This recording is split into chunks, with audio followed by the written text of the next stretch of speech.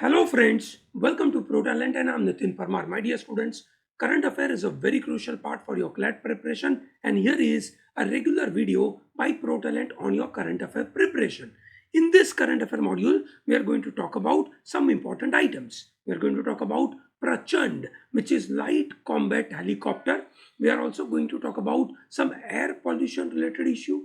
Delhi government is coming up with graded response action plan GRAP. हम उसके बारे में बात करेंगे. We are also going to talk about against a Nobel Prize in medicine and वहाँ से we are going to talk about mapping Neanderthals genome and then there are reservation in pahadis. ठीक है, इन जम्मू कश्मीर उनको एसटी स्टेटस देना, किसको ST status मिला है, हम उसके बारे में बात करेंगे. दोस्तों इंपॉर्टेंट पॉइंट ये है कि आप करंट अफेयर की अगर तैयारी करते हैं तो उस करंट अफेयर की तैयारी में सबसे महत्वपूर्ण पार्ट आपके लिए बन जाता है कि आप क्या सही इनपुट लेते हैं. ठीक है दोस्तों, ये बहुत इंपॉर्टेंट है. आपका स्कोरिंग पोटेंशियल बढ़ाना है तो आपको सही इनपुट लेना है, number one. Number two, you must again say study on your own, develop your own capabilities to remember lot of important information. अगर आप बहुत सारी चीजें ध्यान से याद नहीं रखोगे, खुद से पढ़ोगे नहीं, खुद से इनपुट नहीं बनाओगे, आपका स्कोरिंग पोटेंशियल बनेगा नहीं, क्योंकि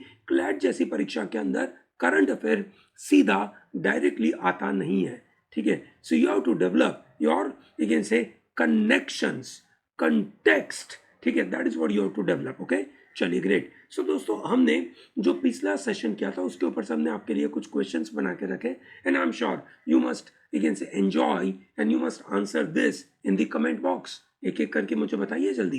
पहला सवाल, what is the full form of प्रधानमंत्री PMGKAY. ठीक है, so please tell me and what is this you can say this PMGKAY. Basically this is connected to NFSA. What is NFSA and when was it introduced? I'm asking about the year in which it was introduced.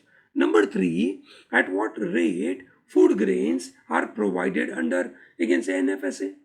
कौन से rate से उनको मिलते हैं?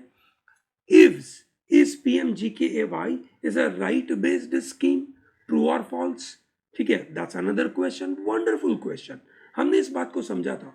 दोस्तों, अगर आपको ये सब क्वेश्चंस थोड़े से अगर डिफिकल्ट लगते हैं तो मैं सजेस्ट करूंगा कि इसका सेशन का वीडियो देख लीजिए. This is a 4th session.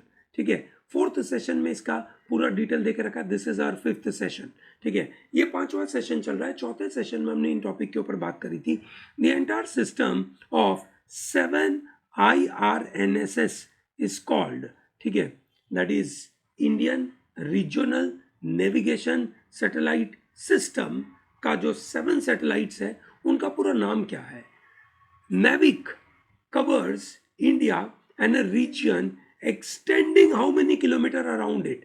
India का बाउंड्री और बाउंड्री से दूर जाकर कितना एरिया कवर करेंगे? दोस्तों, आपको याद होगा GPS is a global positioning system जो पूरा again से अर्थ को एक तरीके से कवर करता है. इसलिए आपके और मेरे फोन के अंदर we have a GPS system available. Yes or no? But this NAVIC which is also a kind of positioning system, क्या उस positioning system का एरिया पूरा वर्ल्ड है? Obviously no. कितना है? India and certain kilometer region. ठीक है, then we discussed about PFI ban, है ना? PFI has been banned under which law?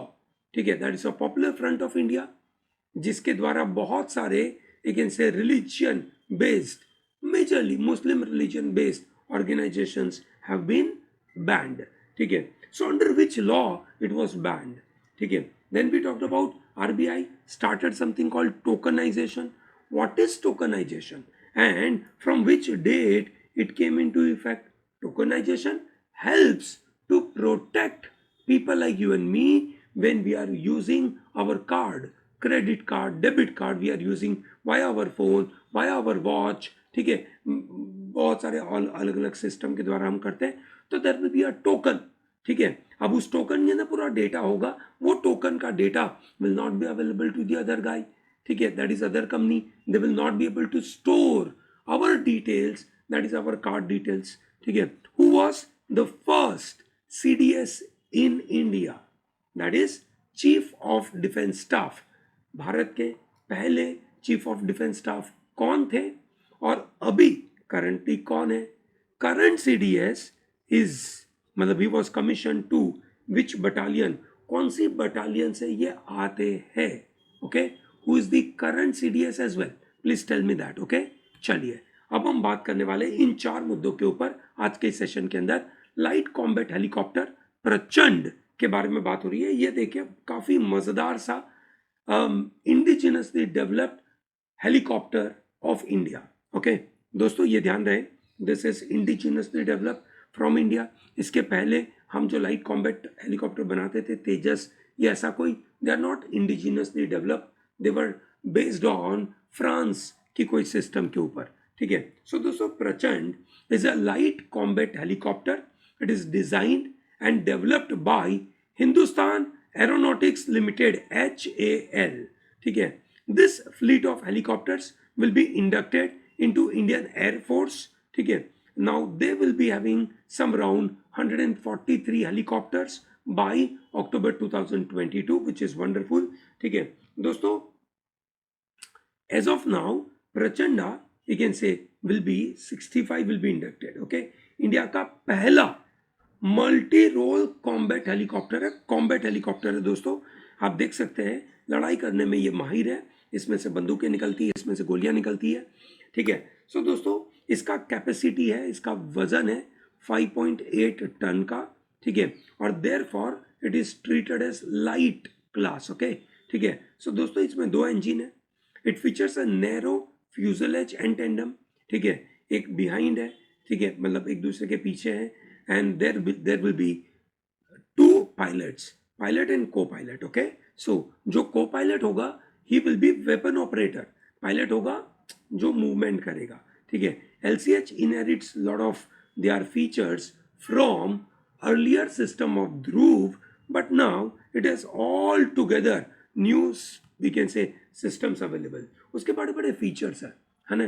क्या फीचर्स है दोस्तों? सबसे पहला क्रैश प्रूफ स्ट्रक्चर। ठीक है, जैसे आजकल वो एप्पल वाले बोलते हैं ना क्रैश डिटेक्शन, तो ये क्रैश प्रूफ स्ट्रक्चर है। लैंडिंग गियर है इसके पास, उसके अंदर रडार भी है ताकि रडार सिग्नेचर को वो एब्जॉर्ब कर सके। ठीक है, it has a pressurised cabin, it offers protection from nuclear, biological and chemical contingency. This is one of the new thing available दोस्तों। मेरा ऐसा मानना है कि the future wars are being, we can say, played with this nuclear, biological and chemical weapons, and thereby हमारे जो you can say weapons है, they have to be protected against this। ठीक है, with this feature LCH has the capability of combat roles such as destruction of enemy air defense, counter insurgency warfare, ठीक है, combat search and rescue missions, anti tank, counter surface force operation. इतनी सारी capabilities की वजह से हम बोल सकते हैं कि ये जो प्रचंड है ना, ठीक है, वो एक काफी महत्वपूर्ण, पावरफुल हमारे लिए सिस्टम बन पाएगा, विच इज गुड। ओके दोस्तों, ये मेड इन इंडिया का मकसद क्या है दोस्तों? 1999 में जब कारगिल वॉर हुई थी, तो इस दिन पहली बार इंडियन आर्मी और एयरफोर्स को पता चला कि यार this is really important to have an home grown helicopter. ठीक है, जिसके पास प्रिसीजन गाइडिंग मिसाइल होना चाहिए। ठीक है भाई, होम ग्रोन क्यों चाहिए? होम ग्रोन इसलिए चाहिए ताकि उसके द्वारा जो जो भी इंफॉर्मेशन लोगों के पास है, ठीक है, अगर हमारे पास जैसे अमेरिका का अपाचे हो या जैसे फ्रांस का कोई प्लेन अवेलेबल हो, हेलीकॉप्टर अवेलेबल हो, तो वो उसकी इंफॉर्मेशन ज़्यादातर दूसरे कंट्रीज के पास होती है, एंड दे नो कि उसको किस तरीके से अटैक करना है। While it is home grown, तो उसकी इंफॉर्मेशन ज़्यादातर बाहर होती नहीं है।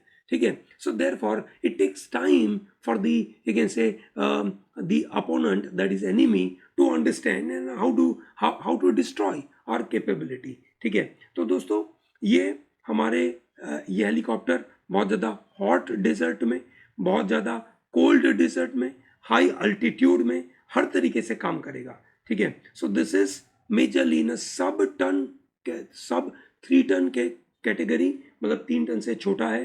ठीक है, सो बेसिकली चेतक और चीता हेलीकॉप्टर से ये थोड़ा सा कम, you can say, size का है, so that way it is very important। okay, चलिए great। from 1st of October Delhi Development Authority started with, you can say, Graded Response Action Plan, popularly known as GRAP.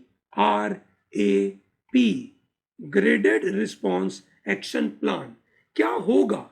Primarily they are going to, you can say, grade the air quality, और उस air quality की basis के ऊपर किस तरीके का response होना चाहिए उनको इन्होंने 4 कैटेगरी में डिवाइड किया. Yellow category, red category, that is orange, sorry, red, and then maroon category and purple category. The red category is moderate to poor. ठीक है. एक्शन प्लान क्या होगा भाई? गार्बेज बर्निंग को रोक दिया जाएगा, हैवी फाइन लगा दिया जाएगा. ठीक है. रोड स्वीपिंग होगी रेगुलरली. ठीक है. जो भी विजिबली पॉल्यूटिंग व्हीकल्स है उसको रोक दिया जाएगा. सुप्रीम कोर्ट के जो ऑर्डर होंगे कि भाई क्रैकर्स नहीं फोड़ने हैं तो ये सब लगाया जाएगा. That is in this range. Okay. तो अगर पार्टिकुलेट मैटर 2.5 और पार्टिकुलेट मैटर 10 का अगर एक नंबर, दैट इज बेसिकली आप देखें तो एयर क्वालिटी इंडेक्स के मुताबिक चीज़ें चेक करी जाएगी. ये सुनो, अगर एयर क्वालिटी इंडेक्स के मुताबिक ये काफ़ी मॉडरेट और पुअर कैटेगरी में आएगा तो ये सब एक्शन प्लान करे जाएंगे. ठीक है. अगर बहुत पुअर होगा तो हम क्या करेंगे? डीजल जनसेट को बंद करवा देंगे. ठीक है. पार्किंग फी को 3 से 4 गुना बढ़ा देंगे. ठीक है. बस और मेट्रो सर्विसेज को बढ़ाया जाएगा. ठीक है. कोल ऑन फायर वुड्स होटल और रेस्टोरेंट में बंद कर दिया जाएगा. ये सुनो, और रेगुलर मीडिया एडवाइजरी पब्लिश करी जाएगी. अगर सीवियर कैटेगरी में होगा तो ठीक है से स्टोन क्रशर को बंद कर दिया जाएगा. ठीक है.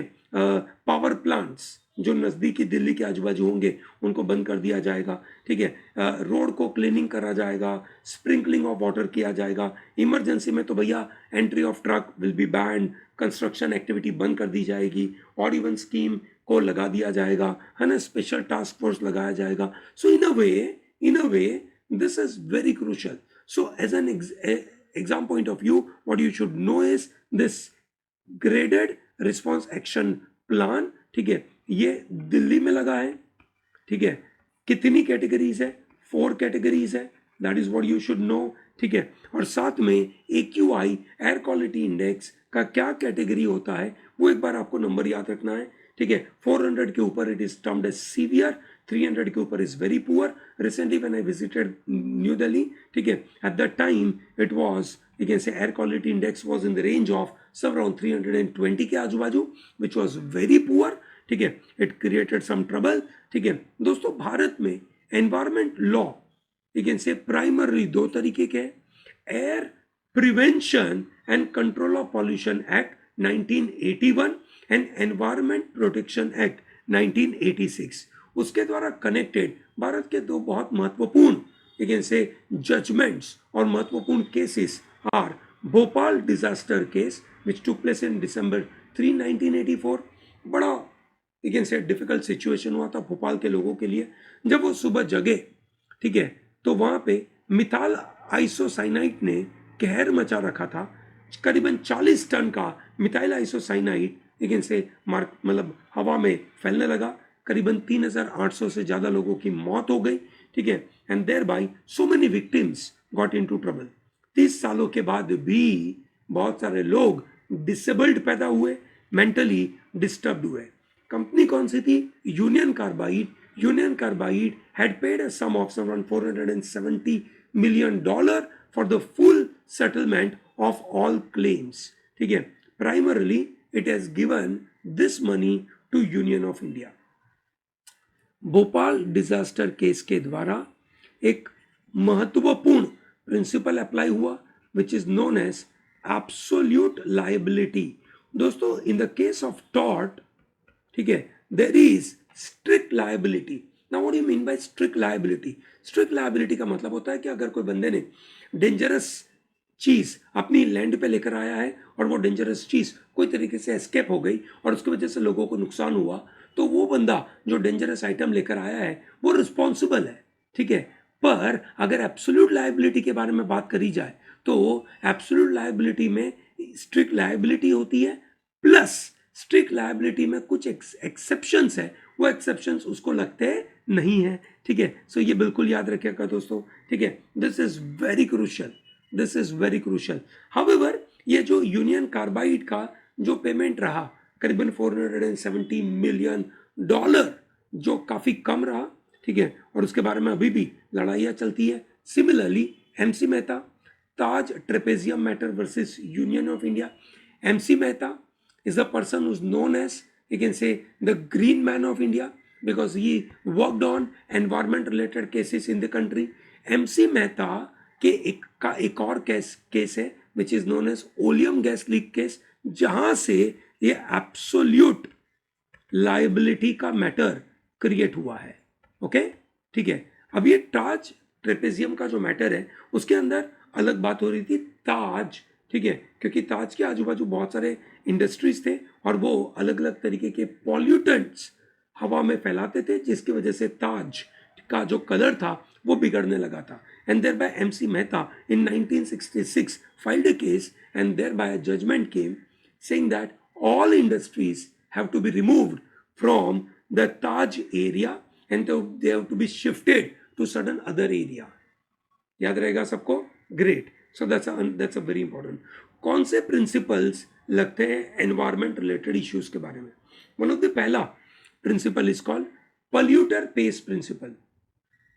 द कोर्ट ये बोलते हैं कि भैया जो भी कंपनी है जो हार्मफुल एक्टिविटीज करती है, they are absolutely liable for creating trouble to the others and they must compensate to the victims, and that is called polluter pays principle. Another principle which is known as precautionary principle, it states that pollution has been created as an outcome of development, so state must anticipate, prevent and attack the harm caused to the environment. तो इनको preventive वे में, precautionary वे में काम करना चाहिए. And then sustainable development, वो future के बारे में बात हो रही है. That development of industry is very important and economic development के लिए काफ़ी ज़रूरी है, but not at the cost of environment, because environment has to be protected for future generation. ठीक है. So the object behind this litigation is to stop pollution. That is how the principles are coming up. ठीक है. Now you must know this gentleman, ठीक है, जिन्होंने काफी तगड़ा genome project develop किया था. दोस्तों, ये जो भाई साहब है उनका नाम है स्वांते पाबो.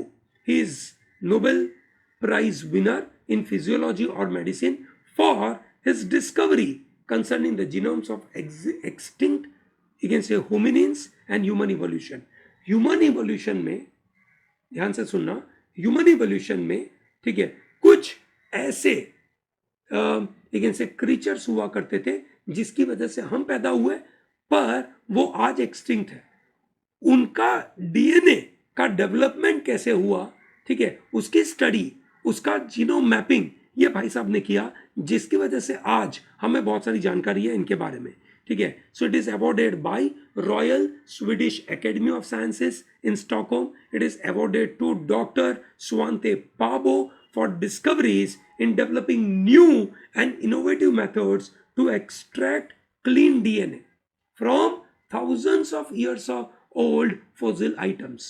दोस्तों, ये 40 साल पुरानी फॉसिल आइटम में से ये सब निकाल के रखे हैं. ठीक है. इनके डिस्कवरी से हमें ये जानकारी मिलती है कि ये जो पुराने जमाने की जीन सीक्वेंस होती है वो आज के ह्यूमन को किस तरीके से इंपैक्ट करती है, और आज का ह्यूमन का जो कैन से क्या बोलते हैं जो जीन्स है वो पुराने वाली चीज के साथ कैसे कनेक्टेड है. ठीक है. So he actually worked on Neanderthal genes. Okay. So Neanderthal genes are very crucial, क्योंकि वो जीन्स की वजह से हमारे शरीर में इम्यून रिस्पॉन्स सिस्टम अलग अलग टाइप ऑफ इन्फेक्शन के लिए डेवलप हुआ, और ये जानकारी हमारे पास होने की वजह से we are able to develop a good quality of, you can say, medicines. Okay. Amit Shah हमारे होम मिनिस्टर जम्मू कश्मीर में गए. जम्मू कश्मीर में 5 अगस्त 2019 के बाद जम्मू कश्मीर का जो स्पेशल स्टेटस था वो हटा दिया, और वहाँ पे जम्मू कश्मीर को 2 अलग अलग यूनियन टेरिटरी में डिवाइड किया. एक बन गया Jammu Kashmir union territory with legislative power, दूसरा बन गया लद्दाख विदाउट लेजिस्लेटिव पावर. तो जब जम्मू कश्मीर को लेजिस्लेटिव पावर दे दिया तो जम्मू कश्मीर में इलेक्शन होने वाला है, और उस इलेक्शन के लिए उन्होंने से अलग अलग तरीके की एक्टिविटी करनी पड़ेगी. तो यहाँ पे उन्होंने कहा that ST quota will be provided to Jammu Kashmir, क्योंकि अगर ST कोटा इनको मिलेगा, ठीक है, तो जाकर ये लोग कहीं ना कहीं इंडिया के साथ इंक्लूड हो पाएंगे. This Paharis which includes Gujjars and Bakerwals, they will be given, you can say, the ST quota. याद रहेगा दोस्तों, status of Pahadi will bring ST quota to them, and that's very important. Okay, so Gujjars and Bakerwal, they are comprising of 40% of the population. ठीक है, that is very important. Okay, ठीक है, चलिए, great. So दोस्तों, this was a current affair from my side. ठीक है, that is a fifth module. Don't miss out to take this PDF from protalentdigital.com. On protalentdigital.com, you are getting this wonderful PDF from Protalent. Okay, thank you. Have a good day.